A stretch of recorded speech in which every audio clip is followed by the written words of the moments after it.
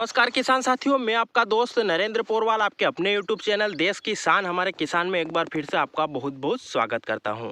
किसान साथियों, सभी किसान भाइयों की सोयाबीन 80 से 85 दिन की अभी हो गई हैं और कुछ पहले वाले क्षेत्रों में तो जो है सोयाबीन परिपक्व अवस्था में भी आ गई हैं।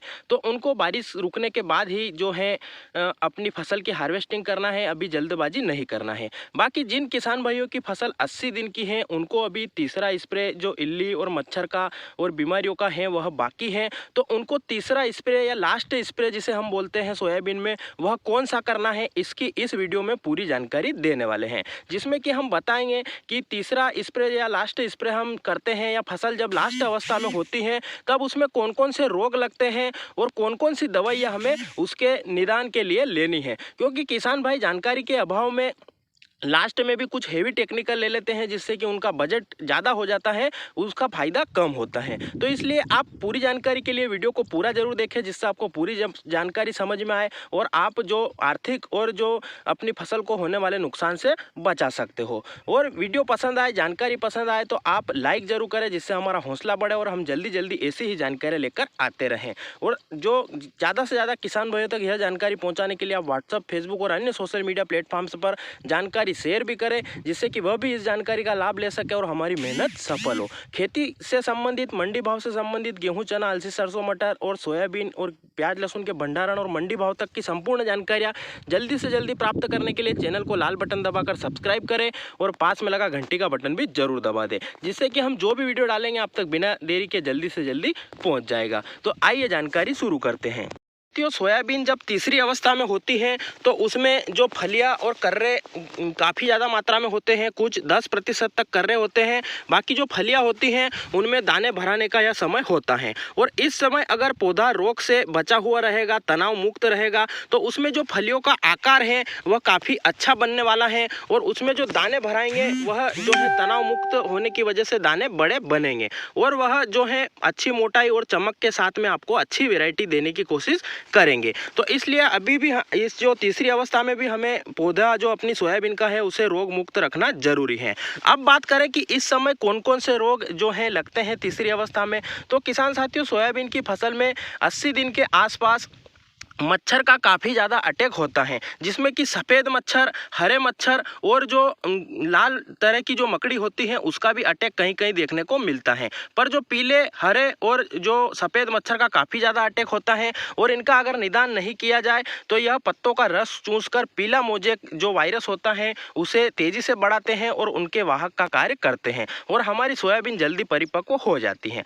दूसरे नंबर पर आती है बात इल्ली की, जिसमें कि सेमी लूपर इल्ली और जहां पर फल जो लेट वेराइटियां हैं उनमें फल छेदक इल्ली भी हमें देखने को मिलती है। यह दो तरह की इल्ली का प्रकोप अभी मेन रहता है। तो किसान साथियों कुल मिलाकर यह 3 तरह के रोग अभी हमें देखने को मिलते हैं। कुल मिलाकर जहाँ पर ज़्यादा बारिश हो रही है और खेतों में पानी भरा हुआ है वहाँ पर फंगस की समस्या भी हमें देखने को मिलती है। पर अगर फंगीसाइड आपने दूसरे स्प्रे में डाल दिया है तो आपको अभी फंगीसाइड डालने की कोई भी आवश्यकता नहीं है। तो आपको जहां पर दिख रहा है वहां पर आपको फंगीसाइड भी डालना पड़ेगा। तो किसान साथियों ये तो बात हो गई कि इस समय कौन कौन से रोग लगते हैं। अब बात करें हमें कौन कौन सी दवाइयों का स्प्रे जो है तीसरे स्प्रे या लास्ट स्प्रे में हमें लेना है।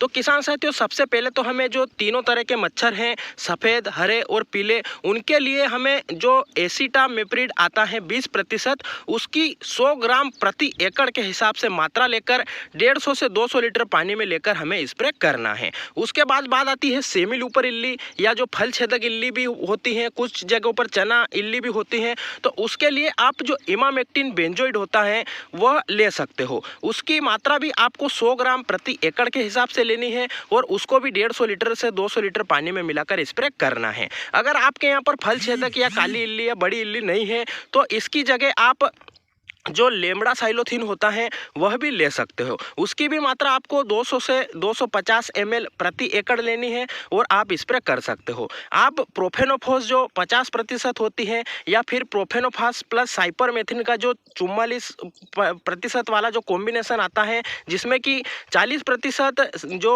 प्रोफेनोफास और 4% साइपरमेथ्रिन होता है वह भी ले सकते हो, जिससे कि आपकी सेमी लूपर इल्ली जो घोड़ा इल्ली बोलते हैं वह और जो फल छेदक इल्लियाँ होती है वह वह काफ़ी अच्छी कंट्रोल हो जाएगी और आपको लास्ट में फिर कोई भी स्प्रे नहीं करना पड़ेगा और आपकी फसल परिपक्व अवस्था होने तक सुरक्षित रह सकेगी। तो आप इन तीनों दवाइयों में से जिसमें कि इमामेक्टिन बेंजोइड या लेमडासाइलोथीन या फिर जो अपना प्रोफेनोफास प्लस साइपरमेथ्रिन का कॉम्बिनेशन आता है, उन तीनों में से एक टेक्निकल आपको कोई सा भी लेना है, इसकी मात्रा भी हमने आपको बता दी है। उसके साथ आपको मच्छर के लिए एसिटामेप्रिड की जो मात्रा बताई है वह लेकर स्प्रे कर देना है। अगर आपके यहाँ पर फंगस की समस्या भी देखने को मिल रही है और आपने पहले जो फंगिसाइड डाला भी था और देखने को मिल रही है, तो आप जो टेबुकोनाजोल प्लस सल्फर का जो कॉम्बिनेशन आता है, जो कि एक्सेल कंपनी के स्वाधीन में भी आपको मिल जाएगा या कई सारी कंपनियां बनाती हैं, ट्रॉपिकल की भी बनाती हैं, तो आप उनमें जिनमें सल्फर और टेबुकोनाजोल का कॉम्बिनेशन होता है वह जो टेक्निकल लेकर आप जो है 400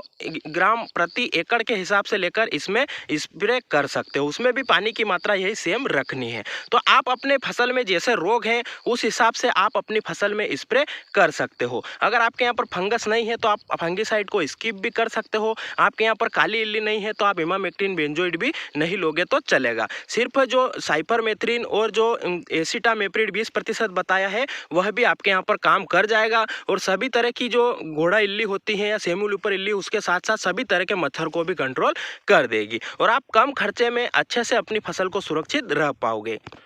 तो किसान साथियों, यह थी फसल या सोयाबीन की फसल में लास्ट स्प्रे कौन सा करें या तीसरा स्प्रे कौन सा करें उसकी जानकारी। आपको जानकारी कैसी लगी? हमने पहले भी जो 2 स्प्रे करे थे उसकी जानकारी आपको दे दी थी। आपको जानकारी कैसी लगी वह भी कमेंट में ज़रूर बताएं। अगर आपके कोई सवाल या सुझाव इस चीज़ के बारे में या दवाई के बारे में या अन्य फसलों की जानकारी या किसानों से जुड़े मुद्दे के बारे में कोई भी सवाल या सुझाव हो तो आप कमेंट जरूर करें, जिससे हम आपके सवालों के जवाब भी देंगे। अगर आपके कोई सुझाव होंगे तो वह भी ज़्यादा से ज़्यादा किसान भाइयों तक हम पहुँचाने का प्रयास करेंगे। आपने अगर वीडियो को पूरा देखा है तो जय हिंद कमेंट जरूर करें, जिससे हमें पता चल सके कि कौन कौन किसान भाई हमारे वीडियो को पूरा अंत तक देखते हैं। आप चैनल पर जाकर और भी कई सारे वीडियो खेती से जुड़े और किसानों से जुड़े डाल रखे हैं, वह भी जाकर देखें, उन्हें भी लाइक करें, शेयर करें और चैनल को सब्सक्राइब करें। फिर मिलते हैं नई जानकारी के साथ नए वीडियो में। तब तक के लिए धन्यवाद। जय हिंद, जय भारत, वंदे मातरम।